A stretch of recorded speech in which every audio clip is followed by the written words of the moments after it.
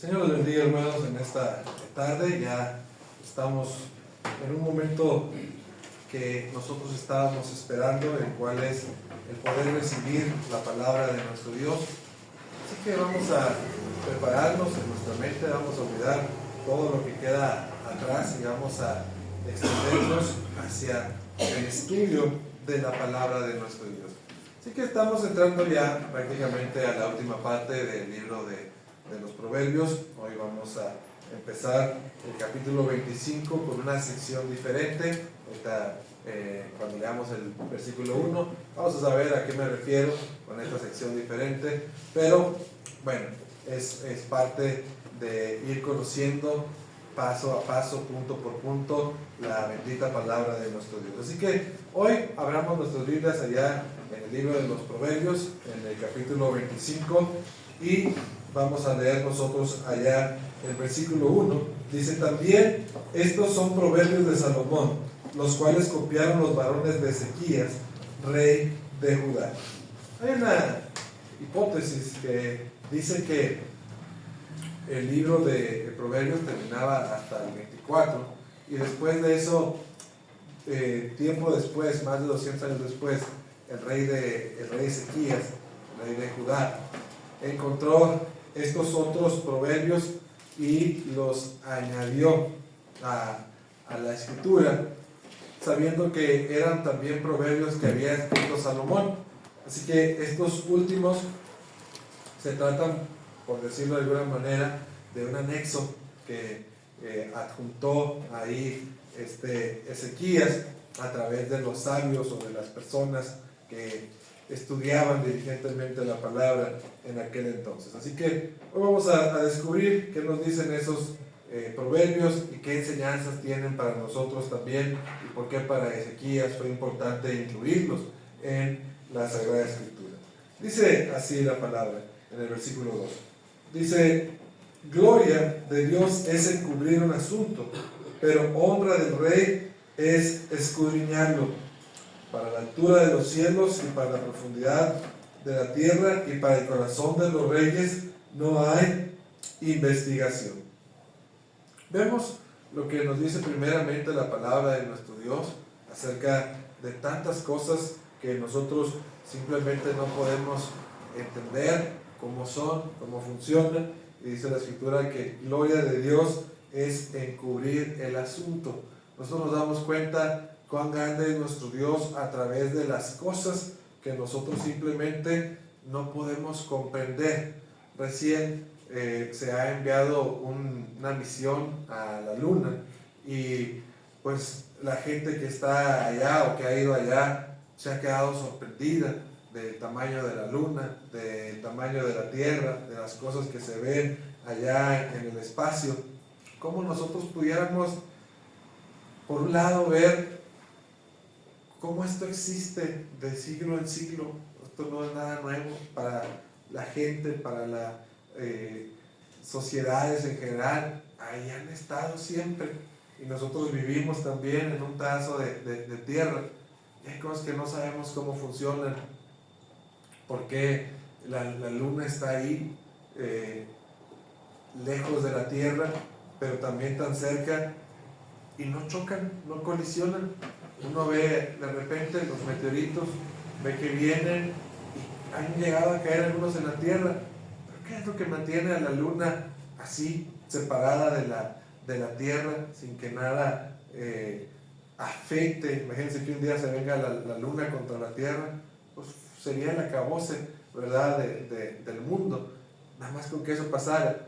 Pero ¿qué es lo que hay que detiene a esta luna? No lo sabemos. Esa es la gloria de Dios, porque nosotros, sin embargo, vemos que Dios lo hizo con su poder, que Dios puso la luna ahí junto a la tierra, y Él sabe cómo funciona. Entonces es la gloria de Dios, que nosotros no lo sabemos y Él sí lo sabe desde el principio. Pero también la otra parte es que el poderoso, el inteligente, esa es su honra, el poder escudriñarlo, el poder buscar una explicación científica, un razonamiento que nos ayude a entender cosas que antes nosotros no entendíamos. Hoy vemos nosotros cómo la ciencia está muy avanzada, aún en nuestro estado. Nosotros hemos visto cómo allá en la Clínica 34 vienen los helicópteros con órganos de otros estados de la República. El último, por ejemplo, venía del estado de Guanajuato. Imagínense, son como 800 kilómetros de distancia, más o menos, y viene volando en avión, en una hielera el órgano, y ya está una persona acá esperando a recibir ese órgano. Se tarda 4 horas, quitan un órgano defectuoso, ponen el órgano bueno, operan, saturan, y una esperanza de vida para otra gente que pues, prácticamente estaba moribunda. ¿Cómo le hacen? ¿Verdad? Es increíble. Nosotros, estoy seguro, no tendríamos la habilidad ni de entenderlo ni de hacerlo. Pero sin embargo, el hombre ha avanzado tanto en su razonamiento, en su conocimiento, que ahora es capaz de hacerlo. Entonces, por un lado tenemos la gloria de Dios, de las cosas que no podemos comprender, y por otro lado la honra que tienen los hombres que han sido capaces de entender cosas que antes eran prácticamente imposibles. Así que la Escritura nos dice, como quiera que sea, hay cosas que nosotros no podemos entender. ¿Qué tan altos son los cielos? Nosotros cuando hemos viajado, volamos y volamos a 11 kilómetros despegados de la tierra, y todavía hay cielo más para arriba. Pues hasta dónde llegan los cielos, ¿verdad? ¿Quién nos puede contar? Y luego vamos al espacio. ¿Hasta dónde podríamos nosotros llegar en el espacio? Son cosas que por más que queramos no podemos medir. La profundidad de la tierra, igual hemos mandado submarinos, y a cierto punto el submarino implota porque es incapaz de recibir la presión del agua. Trata la gente de meter una broca en el subsuelo para hacer perforaciones en lo más profundo, a ver hasta dónde llega. No se puede. Y también dice la Escritura que lo que no se puede conocer es el corazón de los reyes. Nosotros no podemos saber a veces qué tienen las personas en su corazón. Uno a veces los mira cuando andan en la política, dándole besitos a los bebés, empujando las sillas de ruedas de los viejitos, y luego termina siendo un mal rey o termina siendo un mal gobernante. No lo sabemos. No, hay cosas que nosotros no podemos conocer por más que nosotros las investiguemos. Dice la Escritura, versículo 4, quita las escorias de la plata y saldrá alhaja al fundidor. Aparta al impío de la presencia del rey, y su trono se afirmará en justicia. Aquí hay algo muy importante para todos los hombres que ejercen poder, y es que cuando nosotros queremos hacer algo bien, tenemos que quitar todo lo que lo hace imperfecto. Uno quiere ser un buen joyero, tiene que quitar toda la escoria de la plata, si no, no se va a hacer nada bueno. De la misma manera, el hombre que quiere ser una buena persona tiene que apartarse de la impiedad y de todos los hombres que puedan llegar a confundirlo o puedan llegar a corromperlo también. En el caso de los reyes, en el caso de los que ejercen autoridad, dice que con esto se afirmará el reino de la persona. Esto es algo que, por eso mucha gente pues es quitada o es removida prontamente de la autoridad. Llegan a tener un puesto de autoridad, fácilmente le saquen algún trapito al sol, como luego decimos, y luego ya se da cuenta, mira, y era fulano de tal, era el gobernador, era el alcalde, mira lo que ya le salió.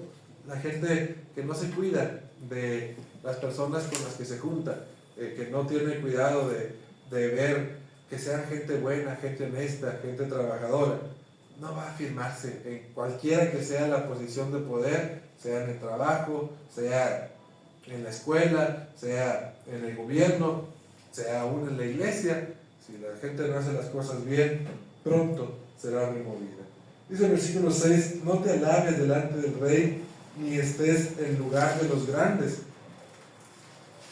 Dice, porque mejor es que se te diga, sube acá, y no que seas humillado delante del príncipe, a quién han mirado tus ojos. Otro grande consejo que nos habla acerca de la humildad que uno debe de tener, en algunos casos o en muchos casos, no lo sé. Las personas, pues nos agrada, ¿verdad? El querer estar en un puesto más arriba, en un lugar más grande, y realmente a veces esto no nos corresponde a nosotros. Quiere uno llegar a la mesa o aún hay cosas tan ridículas como esta que les voy a contar. Se sube uno en el asiento y se quiere poner en el autobús en el asiento número 1, y ya nada más de repente llega alguien y dice, oiga, ese es mi lugar, ¿verdad? Y pues, ni modo, te tienes que mover, te tienes que quitar porque estás en un lugar que no te corresponde. A veces la gente también, cuando está en un puesto de trabajo, por ejemplo, se siente la dueña o el dueño de la empresa, ¿verdad? Siente que la fábrica es suya, o que la tienda es suya, o lo que sea, y se ponen en una posición que no les corresponde. Luego llega el gerente, el supervisor, el que sea, y dice, no, aquí no es así, esta es tu posición, este es el lugar que te ocupa en esta vida. Entonces la Escritura nos muestra a nosotros que al contrario, o sea, uno puede ser muy inteligente, puede ser muy capaz, pero uno no debe de buscar esos lugares de decir yo soy el más, yo soy el mejor, porque tarde que temprano hay gente que a lo mejor no lo es, pero pues va a estar en ese lugar. Entonces uno simplemente debe de ponerse en la posición de servicio, y cuando llegue el tiempo oportuno, Dios va a decir, mira, aquí está, este es el lugar que tú ocupabas. Muchas veces uno anda peleando por un lugar que no es, o que Dios no ha dispuesto para uno, pero en realidad nosotros debemos de verlo de esa manera.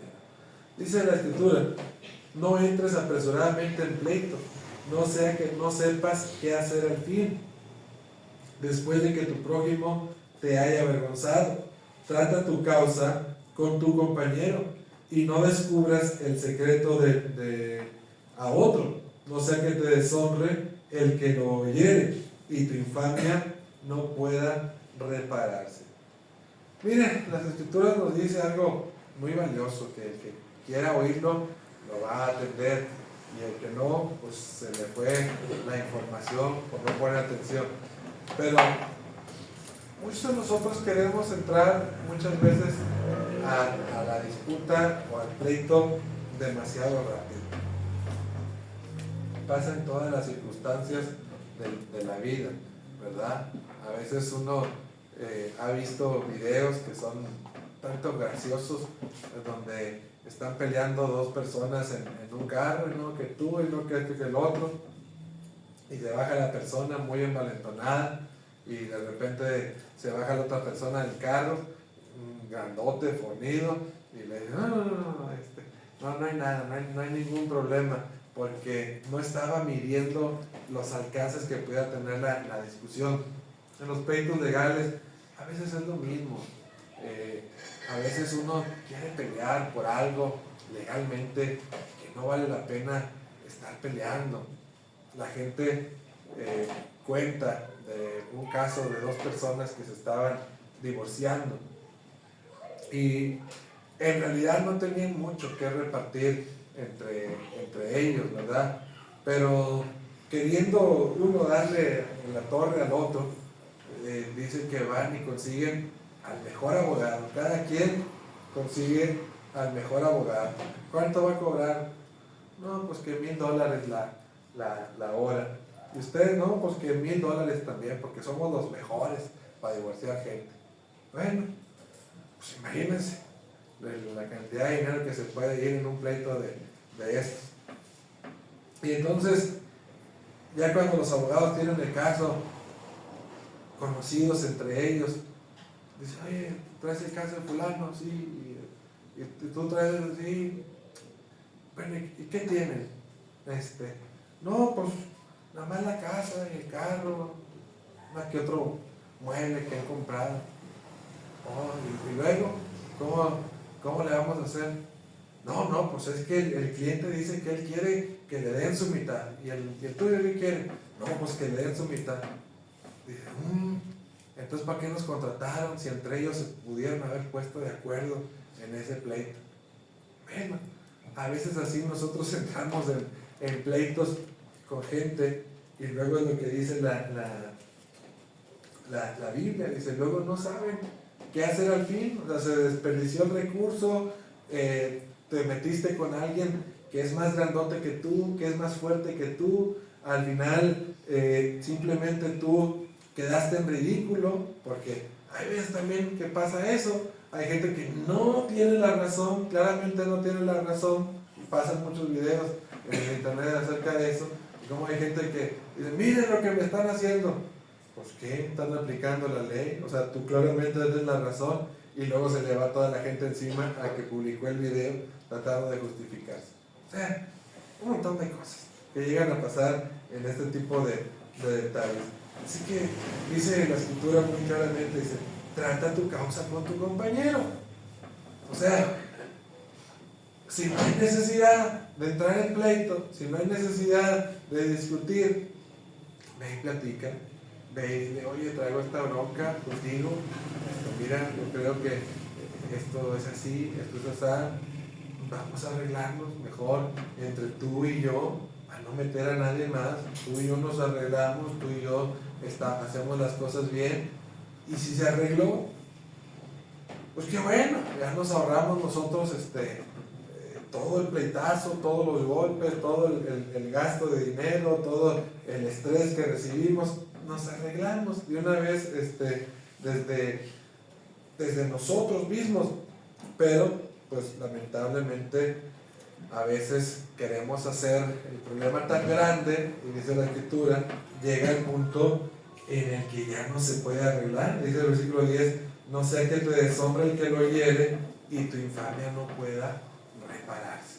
Pero lamentablemente a veces hacemos el pleito tan grande que ya después cuando nosotros queremos arreglarlo, pues ya no hay nada que hacer. Ya nos dijimos, ya nos herimos, ya nos gastamos todo, ya no hay forma de arreglar las cosas. Así que es mejor arreglarnos por la buena cuando hay cosas que tienen manera de solucionarse así.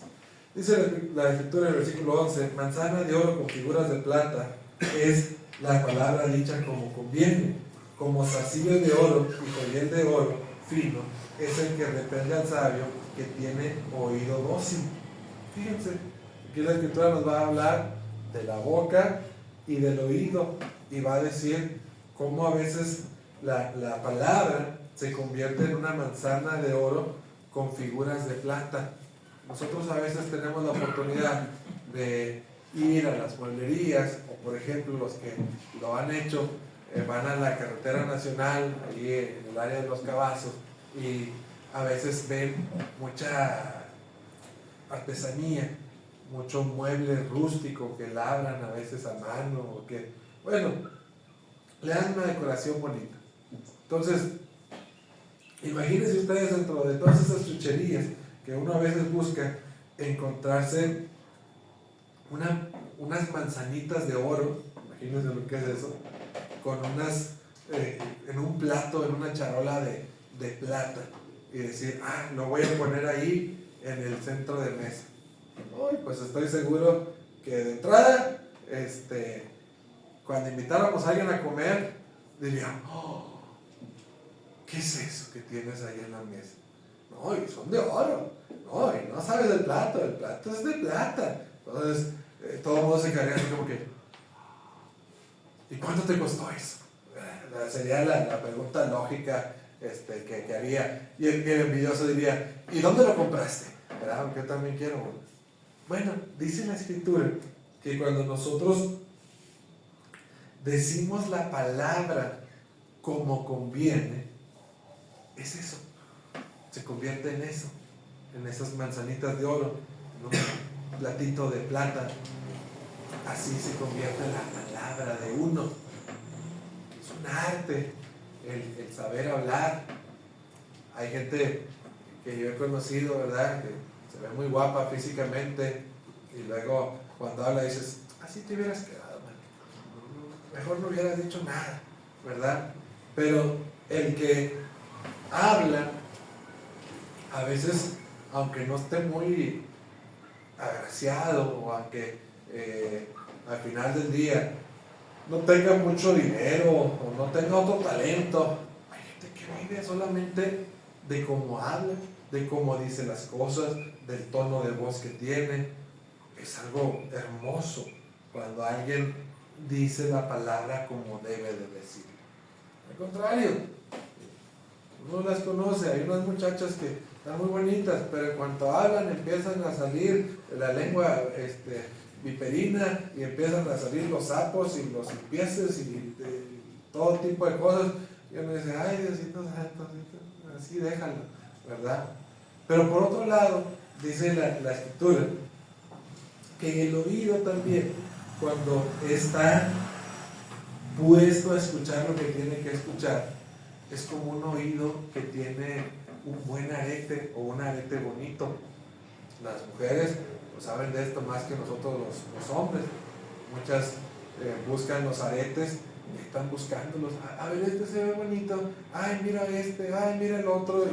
Y encuentran ellas todo tipo de aretes, ¿verdad? No se cuelgan el molcajete nomás porque les quedaría la oreja acá. Pero al final del día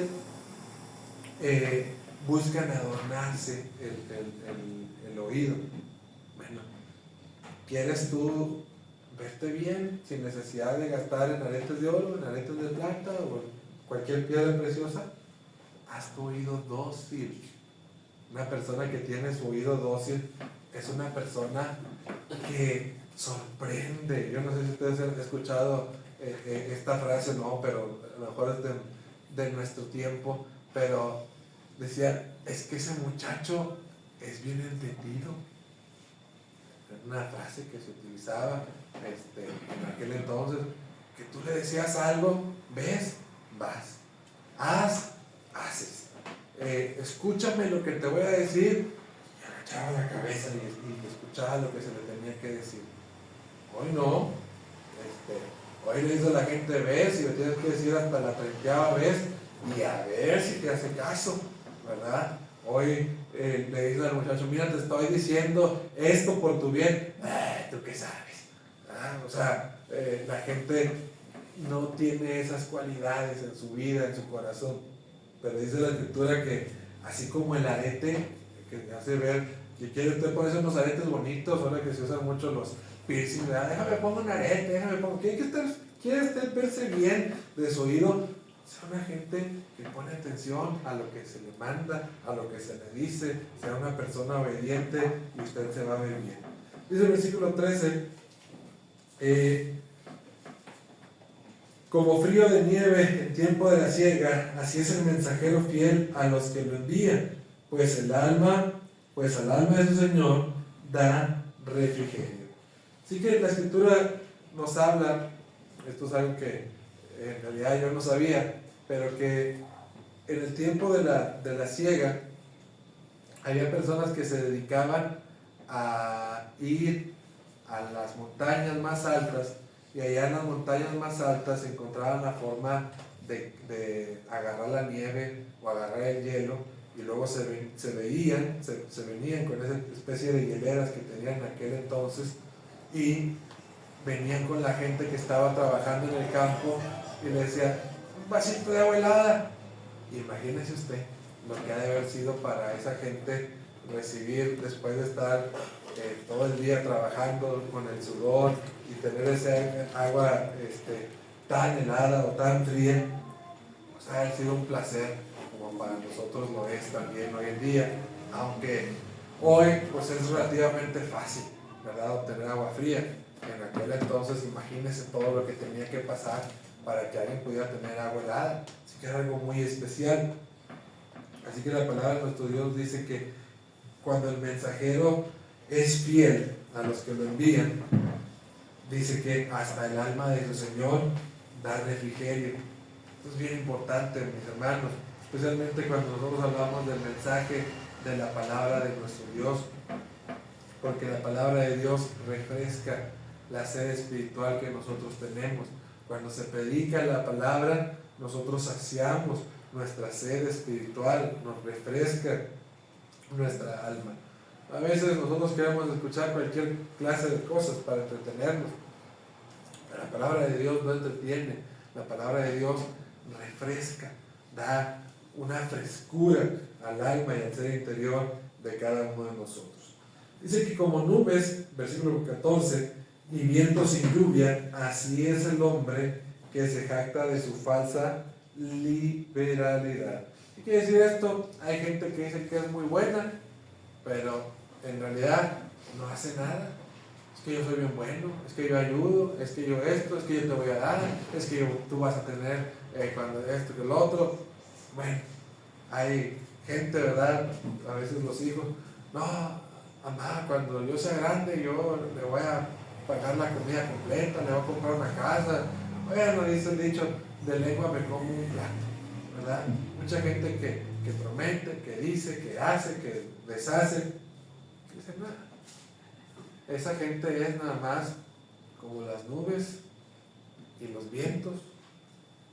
Vienen, pero sin agua. ¿Dónde cayó la bendición?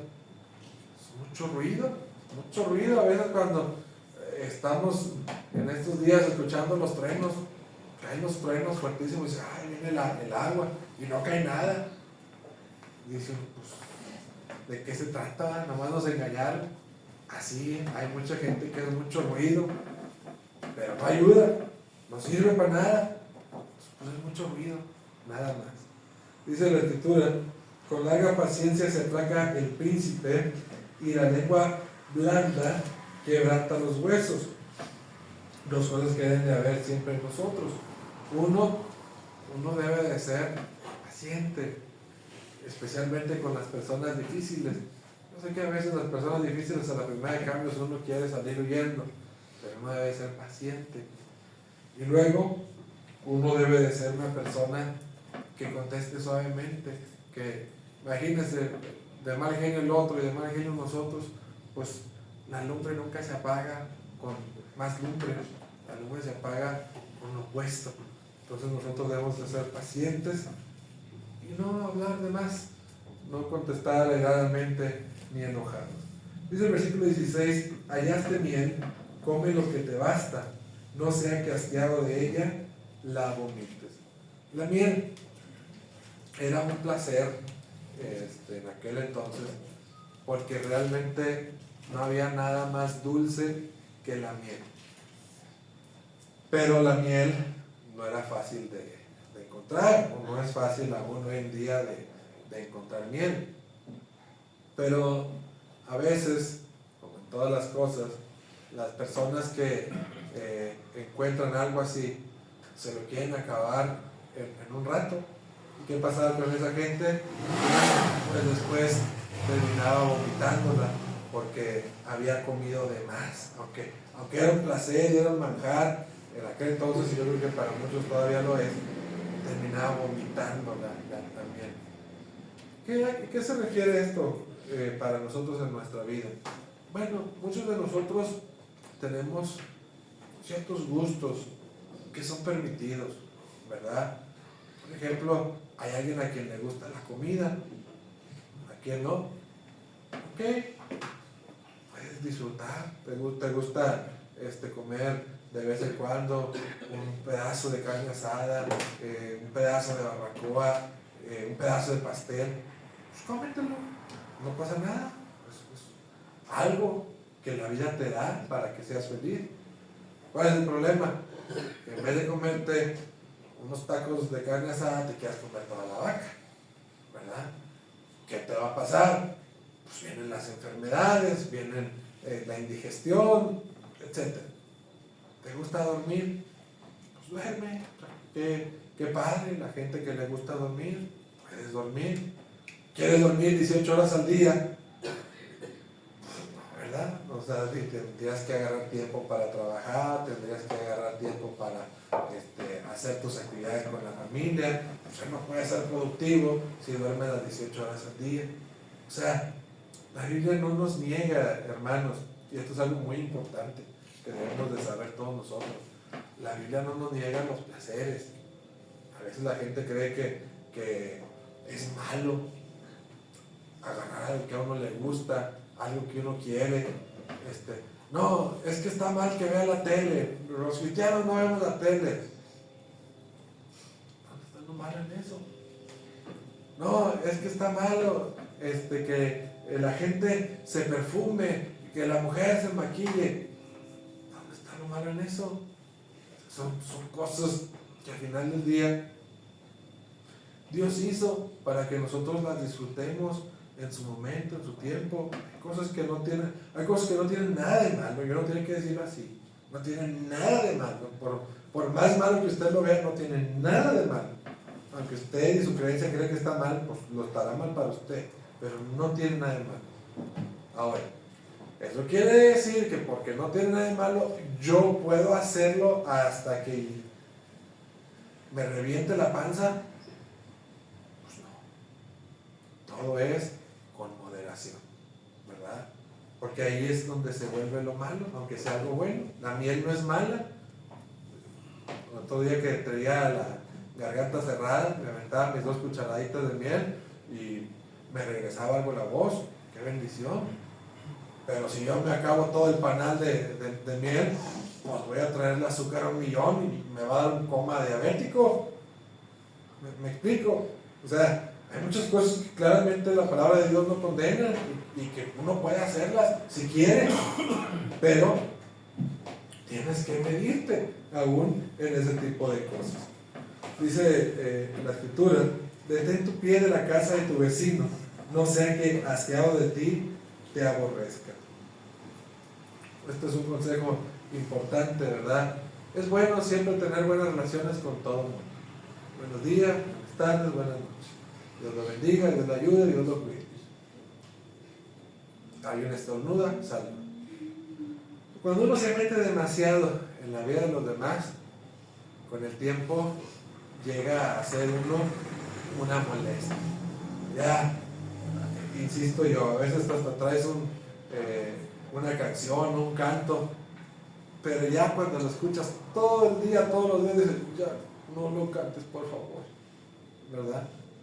Y no es nada malo, un canto, un himno, ¿verdad? Pero cuando ya lo ves todo y lo escuchas todos los días, dices, ya, por favor. Así nosotros, como personas, tenemos que respetar el espacio de la demás gente. El novio que está pegado con la novia todo el tiempo, tiene que tener su espacio. El vecino que todos los días va y te pide una taza de azúcar, pues, compre 1 kilo por piedad y venga el mes que viene. O sea, hasta ya dicen, no ten el kilo de azúcar, pero ya no regreses. ¿Sí? Llega un punto en que la gente se vuelve ya un problema el estarla viendo. Entonces, tenemos que tener esa mesura de no llegar a ser empalagosos, porque llega a un punto, dice la escritura, que hastiado de ti te aborrece. De tanto que lo ves, ya no quieres verlo. A lo mejor te ha hecho más malo, pero ya, o sea, ya fue mucho de algo y ya no quieres ni verlo. Dice la escritura en 18: martillo y cuchillo y saeta aguda es el hombre que habla contra su prójimo falso testimonio. Vemos nosotros el terrible pecado de hablar mal de las personas. Yo por eso les digo que tenemos que tener cuidado, porque muchas veces nosotros consideramos algunos pecados como gravísimos, ¿verdad? Si dijéramos, no, el hermano fulano está en adulterio, todo el mundo diría, oh, ¿cómo es posible? Pero si dijéramos, el hermano fulano habló mal del hermano sultano, ¿y qué hizo el hermano sultano? ¿Sí? O sea, me parece ser que no es nada grave ni nada peligroso, pero dice la Biblia que hablar mal de las personas es un martillo, un cuchillo y una saeta aguda. ¿Sí? Imagínense de lo que está hablando. Estas armas son armas de destrucción. En la guerra, al menos en aquel entonces, eran armas que llevaba la gente para lastimar a los demás. Y eso es lo que se convierte en nuestras palabras cuando hablamos nosotros falsamente de las personas. Cuando nosotros hablamos falsamente de las personas. Nosotros pecamos al menos contra 4 personas. ¿Cuáles son esas? Contra mi prójimo, del que estoy hablando, contra la persona a la que le estoy diciendo algo que no debo de decirle, porque hay mucha gente que tiene en cierta estima a cierta persona y en cuanto le dice algo malo, y tanto que se veía tan buena gente, pues ya lastimaste a otra persona, porque ahora tienes rencor de alguien que no debe tener rencor, te lastimas tú mismo porque estás pecando, lógicamente, y lastimas a Dios porque el hombre está hecho a imagen y semejanza de Dios. Entonces no debes de hablar mal de tu prójimo, de ninguna manera, especialmente cuando estás diciendo cosas que son una falsedad, son armas que uno lleva a la guerra, entendámoslo así. Dice la Escritura, como diente roto y pie descoyuntado, es la confianza en el prevaricador en el tiempo de angustia. Pocas palabras, fíjate en quién confías, ¿sí? Si tú confías en una persona que no debes de confiar, es como si confiaras en un carro que trae la llanta ponchada, ¿verdad? Es como si confiaras que un cojito va a ir rápido a llevar el mensaje que tú necesitas. Fíjate muy bien en quién tienes puesta tu confianza, porque a veces en vez de traerte algo bueno, te va a traer una desgracia. El que canta canciones al corazón afligido es como el que quita la ropa en tiempo de frío o el que sobre jabón echa vinagre. Si el que te aborrece tuviere hambre, dale de comer pan, y si tuviere sed, dale de beber agua, porque ascuas amontonará sobre su cabeza y Jehová te lo pagará. Miren esta palabra, ya el apóstol Pablo la retoma, y el Señor Jesucristo es una enseñanza que también trajo, aunque sea de una manera diferente. Pero la palabra siempre nos ha dicho lo mismo, que uno debe de portarse bien, aunque la gente se porte mal, lo que hablábamos nosotros hace rato. Dice, si el que te aborrece, imagínense lo que es eso, si el que te aborrece tuviere hambre, dale de comer. Si el que te aborrece tuviere sed, dale de beber. Y uno lo lee y dice, está loco eso, pues no está bien. ¿Cómo va a estar bien? ¿Quién va a hacer eso en su sano juicio? Pero dice la Escritura, porque haciendo eso, amontonas en su cabeza ascuas. A mí me tocó ver una vez esa situación, cuando alguien aplicó eso mismo. Entonces, viene la persona la que había ofendido al otro y que el otro siempre le daba una buena cara, y estaba llorando, desconsolado. No lo puedo creer. ¿Qué trae? Es que yo siempre lo trato mal y él siempre me trata bien. Y lloraba. Bueno, el último se hicieron amigos, ¿verdad? Entonces uno puede decir que no funciona hasta que no lo intenta, ¿sí? Que cualquiera puede decir, oh, sí, que me vean la cara de menso. Bueno, pues tú sabrás. Pero así dice la Biblia. Ponlo en práctica. No pierdes nada. De tener a alguien que te aborrece a tener a alguien que es tu amigo, pues yo prefiero tener muchos amigos que tener uno que otro que nada más anda viendo a ver cómo me pone el pie. Prefiero portarme bien, a lo mejor lo convenzo, no lo sé. Y si no lo convenzo, pues por lo menos Dios que juzgue, que yo siempre me porté bien con la persona, aunque ellos siempre se portaron mal conmigo. Pero ya la decisión está en cada uno de nosotros, ¿verdad?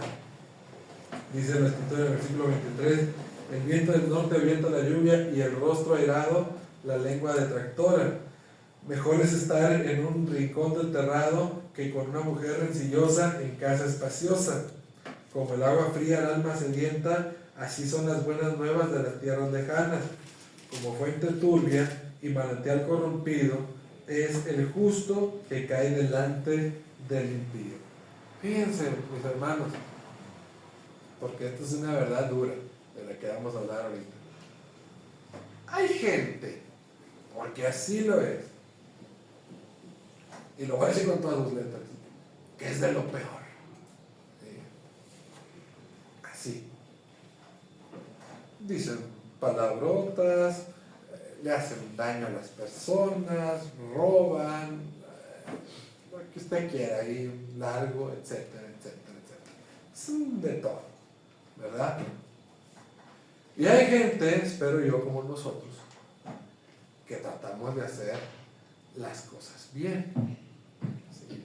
Nos esforzamos por parecernos a nuestro Padre Celestial, nos esforzamos por hacer cosas locas como las que mencionábamos hace rato, amar al enemigo, bendecir a quien nos maldice, un largo etcétera también. Entonces, la gente que hace las cosas mal, pues nunca se preocupa, nunca anda diciendo, ay, dije una palabra, ¿verdad? Ay, hice esto mal. Nunca se ve la cola del zorro, ¿sí? Pero el día en el que un cristiano o un creyente, por las ancas o por las mangas, se le salió una palabra que no debe decir, oh, ¿y eso que va a la iglesia? Si supieran los hermanos lo que ellos hacen. Eso es así, porque así es, ¿sí? Así dice la Escritura.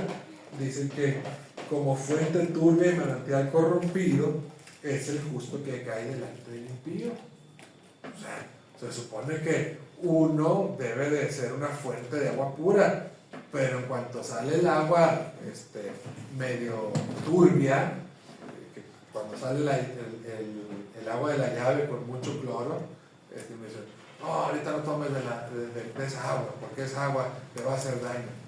Pero siempre te da agua buena. Sí, pero no, eso no está bien. Así es. Y es algo que nosotros debemos de entender. No somos los errores que cometimos en determinado momento. Y no debemos de nosotros aceptarlos como si esa fuera nuestra identidad. La gente juzga y va a juzgar aunque ellos tengan mucha cola que les pisen, pero eso no debe de movernos nunca hacia el lado oscuro. O sea, pues entonces voy a hacer lo mismo que ellos, al cabo como quieran me critican, al cabo que como quieran me juzgan. No, porque eso no somos el error que nosotros cometimos en un momento. Y sí, tenemos que ser muy cuidadosos, porque la gente no se mira a sí misma, pero está muy al pendiente de los errores que usted o yo, como cristianos, cometamos. Y eso usted y yo lo vamos a poder cambiar, y vale más que no estemos luchando contra eso. Dice el versículo 27, comer mucha miel no es bueno, ni en buscar la propia gloria es gloria. Como ciudad derribada y sin muro es el hombre cuyo espíritu no tiene rienda.